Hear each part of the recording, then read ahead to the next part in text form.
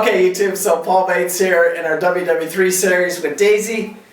Big day of battle here, and it's time to assess our damage here and take our licks and move on. One thing I really want to talk about right now is I see a lot of people out here taking their money out of the banking system and putting it in their pockets or their homes or whatever.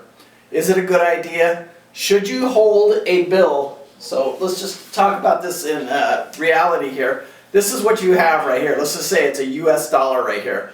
For every one of these, if there's 1 trillion of these dollars in circulation in the US, and I'm talking hard currency right here, and it's backed by $50 trillion in debt. So I don't know if you know what that means, but I'll tell you what it means. It means it's toilet paper. But if you have that if you keep it as a digital asset and you're able to move it quickly and move it in and out of these markets as things develop, as things change, you have a better shot of walking away from this thing with some assets instead of just losing it all. I mean, it'll literally be worthless toilet paper, I don't know, 5 years from now, maybe 10 years from now. The US dollar right now is very strong because everybody in the world thinks they need to have the US dollar. But what they don't understand is the debt that comes with that US dollar, and it's just right now, it's exploding. The coronavirus is the pin, it's popped, and it's slowly deflating. And as it deflates, the value of this dollar will drop. It'll drop like like the Titanic, everybody says. It will drop, trust me. So right now, if you're holding it in, if you think you needed to sit on it in your house, no way, man. Keep it in the bank. But if you're buying gold or you're buying silver or you're buying some assets that are going to be worth something, then yeah, and it's going to hold its value. I mean, everything's going to deflate right now. Everything's going to lose its value. So you got to be very careful what you put it into. I think gold and silver will definitely go up in this type of environment.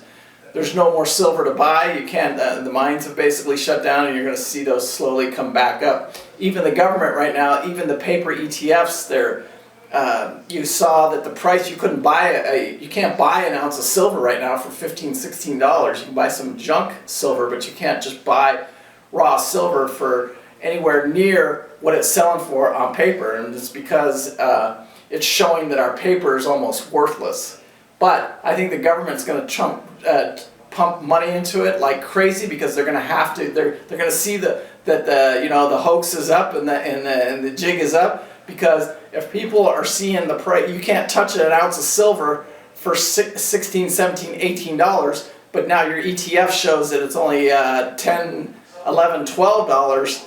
There's something wrong there. So that means your paper is worthless. That means the US dollar is worthless. That's exactly what that's telling us. It means our system is corrupt and it's worthless. So anyway, it's not that I'm telling you not to hold US dollars. I think you should, but I think they should be in your bank account. I just think you should be able to move that, get them ready to move quickly. That's the guns for our ammo in this war that we're fighting right now. And if you don't have anything in your, any guns to fire, you're just sitting on the sidelines and you're not going to get anywhere. You're not going to do anything, and you could be sitting on a big pile of nothing.